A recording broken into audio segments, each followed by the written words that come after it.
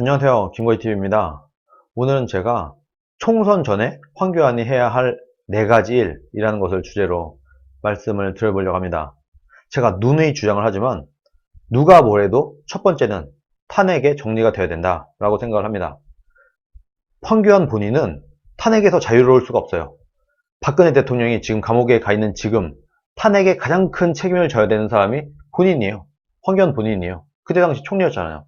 그래서 탄핵을 극복해야 되는 것이지 덮고 가서는 안 된다. 덮어지지도 않는다.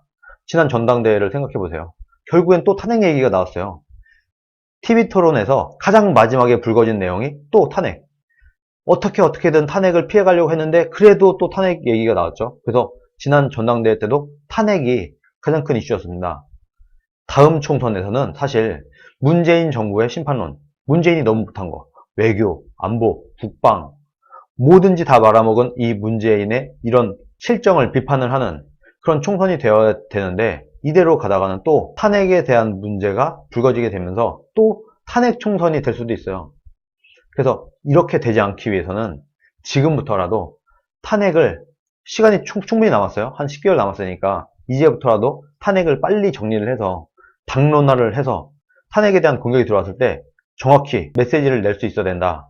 저는 그렇게 생각을 합니다.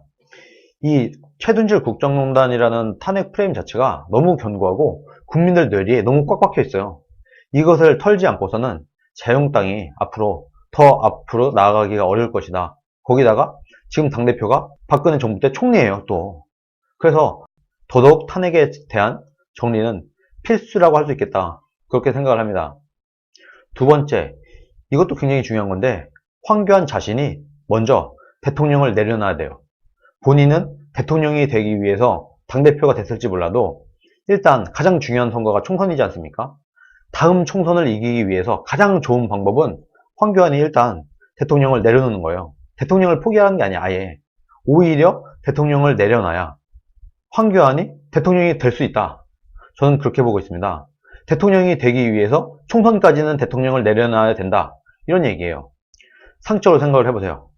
지금 황교안이 당대표가 된 이후에는 누가 뭐래도 자유한국당 전체가 황교안을 대통령을 만들기 위한 그런 식으로 가고 있어요. 프레임 전체가 그렇게 가고 있고 실질적으로 당의 활동을 봐도 이건 누가 뭐라고 해도 지금 문재인 정부를 비판하고 뭐하고 하는 것보다 황교안을 대통령을 만들기 위한 이런 식으로 가고 있거든요. 그렇게 되면 언론이 보거나 일반 국민들이 볼 때 지금 황교안의 메시지, 자유한국당의 메시지가 가뜩이나 자유한국당이 당이다 보니까 정치 집단이다 보니까 그 메시지가 순수하게 보이지 않는데 여기에다가 또 황교안을 대통령으로 만드는 이런 모양까지 보이게 되니까 이 야당의 비판, 문재인 정부에 대한 비판이 곱지 않게 보이는 거예요. 지금 언론의 상황을 보세요. 언론 탓을 하지 말고 일단 언론을 보면 언론에서 쓸 때 보면은 순수하게 우리가 국가가 걱정돼서 문재인이 너무 못하니까 야당으로서 우리가 문재인 정부를 비판하는 것이다. 이렇게 메시지가 나가야 되는데 황교안을 대통령으로 만드는 모양으로 자유한국당이 가고 있으면서 비판을 하는 메시지가 나가다 보니까 어떻게 돼요? 기자들이 보거나 일반 국민들이 볼 때 문재인 대통령 대 미래의 황교안 대통령 거기다가 탄핵당한 박근혜 2인자 그때 당시 2인자 대통령 이 프레임이 되는 거예요. 지금 문재인 정부를 비판하는 이 메시지가 순수하게 나라를 걱정하기 때문에 정말 문재인이 못해서 비판하는 거가 아니라 황교안을 대통령 만들기 위해서 비판하는 거 이런 식으로 엮여진다는 겁니다. 그래서 기자들도 순수한 야당의 비판으로 기사를 쓰지 않는 거예요. 탄핵당한 정당이 탄핵 시에 총리였던 그 사람을 대통령으로 만들기 위한 그런 비판이다. 황교안을 대통령 만들기 위해서 비판하는 것이다. 이런 식으로 매도가 되는 거예요. 이렇게 해서는 제대로 된 메시지 전달이 되지 않습니다. 거기다가 내년 총선이 그야말로 어떻게든 우리가 의석수를 많이 확보하고 어떻게든 이기는 그런 총선이 되려면 그야말로 전방위적인 보수통합 그리고 기존의 정치인들에 대한 협력 이게 굉장히 필수적이에요. 그런데 황교안을 대통령으로 모시는 이런 행태가 계속되게 된다고 하면은 이게 협동이 잘 안 되게 되는 겁니다. 그야말로 우리가 문재인을 이기기 위한 보수 우파의 이념 요것으로 똘똘 뭉쳐져야 당이 하나로 모일 수 있는 거지 황교안이라는 사람 물론 지금 당대표니까 황교안 중심으로 가야 되는 건 맞지만 그 본질이 내년 총선을 이기기 위해서 황교안을 중심으로 뭉친다. 이게 아니라 3년 후에 아직 3년이나 남은 그 대선 때 황교안을 대통령으로 만들기 위해서 우리가 뭉쳐야 된다. 이런 식으로 지금 가고 있잖아요. 그러면 아무래도 뭉치는 힘이 약해진다는 겁니다. 대선 준비는 대선 때 가서 하면 돼요. 총선이 끝나고 난 다음에 그때 대선을 준비를 해도 늦지 않아요. 그런데 지금 황교안은 당대표가 되자마자부터 본인이 대통령이 되기 위한 이런 절차를 차례차례 밟고 있습니다. 그러다 보니까 그래도 총선에 대한 공천권이 있는 당대표다 보니까 그래도 자유한국당의 의원들이 뭉쳐지고 있긴 하지만 황교안이 대통령을 내려놓고 내년 총선에 오로지 몰빵을 할 때 그때만큼 똘똘 뭉쳐지기는 어렵다는 겁니다. 그래서 저는 일단 내년 총선까지는 황교안이 대통령을 일단 내려놓고 오로지 총선을 위해서 우리가 다 같이 뭉쳐서 문재인 정부와 싸워야 된다. 이런 식으로 가져가는 것이 언론에도 이렇고 언론 환경에도 이렇고 당이 똘똘 뭉쳐지는 것에도 훨씬 더 이롭다. 그 결과 총선을 더욱 압승을 할 수 있게 될 것이다. 저는 그렇게 보고 있습니다. 그래서 내년 총선을 압승하게 되면은 당연히 그 총선의 승리를 등에 업고 황교안은 대통령이 되는 거예요. 이렇게 대통령이 돼야지 맞지. 당대표가 되자마자부터 본인이 대통령이 돼가는 플랜, 이거를 착착착 밟아서 대통령이 되는 것은 실제로 그렇게 되지도 않을 것이다. 그렇게 되면 이념 중심으로 당이 뭉쳐지지 않거니와 언론이 볼 때도 자유한국당의 메시지가 순수하게 보이지 않는 이런 문제들이 발생을 하기 때문에 내년 총선에는 더 불리하게 된다. 그러므로 내년 총선을 이긴 그 공으로 내가 대통령이 되겠다. 이런 식의 전략을 펴는 것이 황교안에게도 더 이롭고 자유한국당에도 더 이롭다라고 봅니다. 그리고 세 번째, 공천 파동이 또 한 번 일어나서는 안 된다. 지난 총선에서는 솔직히 말해서 자유한국당이 그때 당시 새누리당이죠. 한 180석, 170석 이런 얘기까지 나왔어요. 그야말로 오히려 민주당이 무너지고 새누리당만 살아남는 이런 식으로 갈 것이 뻔해 보였습니다. 그런데 그때 당시에 공천 파동이 있었죠. 김무성이 도장 들고 나르샤 막 이런 쇼가 일어나면서 친박의 친이 학살, 친이의 친박 학살 뭐 이런 식의 공천 파동이 그때 당시에 또 일어나기 시작하면서 새누리당 총선이 말아먹었죠. 새누리당의 총선이 폭망을 하게 됐는데 이번 황교안 체제의 총선에서도 이런 일이 일어나서는 안 된다. 그러기 위해서는 공천을 정말 공정하게 해야 된다. 누가 보더라도 당내에 친이건 뭐 친박이던 이런 계파를 넘어서서 어떤 사람이 보더라도 공정한 그런 공천을 진행을 해야 된다. 만약에 이 공천이 황교안을 대통령을 만들기 위한 공천으로 가거나 친박을 위한 공천으로 가게 된다고 하면은 또 한 번 공천 파동이 일어날 수도 있다. 지금까지 계속 특정 계파만을 위한 공천을 했을 때는 당 내분이 일어나고 굉장히 시끄럽고 공천 파동까지 일어났었어요. 이번이라고 다를 것 같으세요? 똑같습니다. 똑같이 특정 계파만을 위한 황교안을 대통령으로 만들기 위한 공천을 진행을 하게 되면은 또 내분이 일어날 것이고 또 공천 파동이 일어날 거예요. 이렇게 되면은 내년 총선은 물 건너가게 될 것이다. 또 내분 싸움, 공천 파동으로 인해서 국민들이 볼 때 아, 이렇게 망하고도 정신 못 차린 자유한국당 하면서 외면을 하게 될 것이다. 우파 국민들이 투표를 거부하게 될 것이다 라고 봅니다.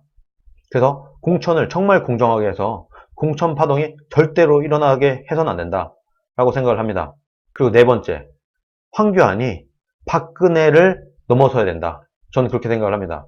지금 솔직히 말해서 누가 봐도 황교안은 박근혜 대통령 때문에 여기까지 온 사람이에요. 까놓고 말해서 박근혜 대통령 시절에 법무부 장관을 하고 총리를 하고 박근혜가 탄핵이 되면서 대통령 권한대행까지 했어요. 그야말로 박근혜 정부의 가장 큰 혜택을 입은 사람이 황교안 본인이에요. 그러다 보니까 일반 국민들이 볼 때 누가 뭐래도 황교안은 박근혜 아랫사람이에요. 그런데 이런 느낌으로 가서는 안 된다. 황교안이 오히려 내가 비록 박근혜 정부의 혜택을 가장 많이 보고 박근혜 정부의 2인자였지만 내가 오히려 박근혜보다 더 뛰어난 리더다. 내가 더 박근혜보다 훌륭한 사람이다. 훌륭한 지도자다. 라는 모습을 보여야 된다는 겁니다. 그러기 위해서는 박근혜 정부 때 못했던 것을 꼬집을 수도 있어야 돼요. 예를 들어서 박근혜 정부 때 경제민주화 뭐 이런 걸 하면서 굉장히 좌경적인 경제정책을 갖지 않았습니까? 근데 그때 당시에도 황교안이 박근혜 정부 안에 있었던 사람이에요. 그러면은 일반 국민들이 생각할 때는 황교안이 다시 대통령이 된다고 하더라도 박근혜 정부 때랑 별반 차이가 없을 거다. 오히려 박근혜 때보다 더 못할 것이다. 라고 합리적으로 생각을 할 수가 있어요. 박근혜 밑에 있던 사람이 대통령이 되면은 그 밥에 그 나물이고 오히려 그 밑에 있던 사람이므로 박근혜보다 능력이 떨어질 것이다. 그러므로 황교안이 대통령이 되면은 박근혜보다 더 못할 것이다. 이렇게 생각할 수 있다는 거예요. 이것을 불식시키기 위해서 황교안은 내가 더 박근혜보다 나은 사람이다. 내가 더 나은 지도자다. 이런 모습을 보여야 된다는 겁니다. 박근혜 정부 때 이런 잘못들이 있었는데 나는 지난 박근혜 정부에서 함께 하면서 그 책임감을 통감하지만 나는 이렇게 하지 않겠다. 그야말로 박근혜 정부를 타산지석으로 삼아서 나는 더 튼튼한 정부, 더 튼튼한 우리나라를 만들기 위해서 노력을 할 것이다. 이런 식의 메시지를 던져야 된다는 거예요. 그래야 황교안이 됐을 때는 정말 자유주의에 입각한 자본주의 시장경제적으로 정말 잘 이 나라를 이끌어 가겠구나 라는 믿음이 생기는 거예요. 아무 말도 안 해. 솔직히 말해서 지금 이 순간 황교안의 정치 철학이 뭔지, 황교안의 통치 철학이 뭔지, 황교안의 생각이 뭔지를 정확하게 설명할 수 있는 사람이 있나요? 본인이 말한 적이 없는데. 본인도 본인 입으로, 황교안이 본인 입으로 나는 내 속마음을 그대로 얘기하지 않는 사람입니다 라고 얘기를 했어요. 이 말인 즉슨 황교안의 머릿속에 있는 생각은 아무도 모른다는 거예요. 그런데 내 생각을 말하지 않는 리더, 그 사람을 어떻게 믿습니까? 말을 해야 되는 겁니다. 국민들한테 나는 어떤 생각을 가진 사람이고 나는 이러이러한 철학을 갖고 있는 사람입니다 라는 얘기를 해야 되는 거예요.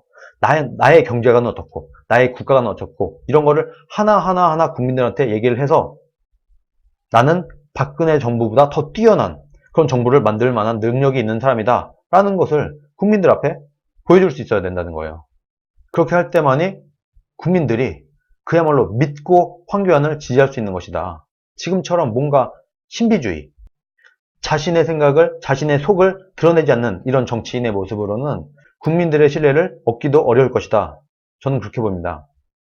당연한 거 아니겠습니까? 정치인은 자기 자신의 속을 드러내놓고 정치를 해야 되는 거예요. 이런 식으로 신비주의로 가서는 안 된다.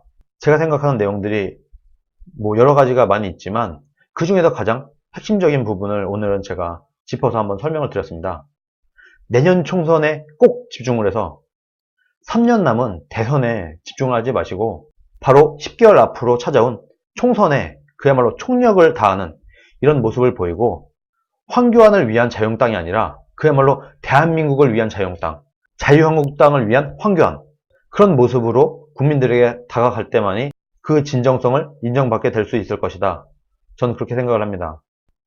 자유한국당이라는 당이 황교안을 위해서 존재하는 게 아니라 황교안이 자유한국당을 위해서 희생을 하는 사람이다. 이런 모습을 보여야 된다는 거예요. 그러기 위해서는 아까 제가 말했던 이 네 가지를 확실하게 해야 되고 그렇게 할 때야 오히려 황교안이 대통령이 될 수 있는 것이다. 저는 그렇게 생각을 합니다. 오늘 영상은 여기까지입니다. 시청해주셔서 감사합니다.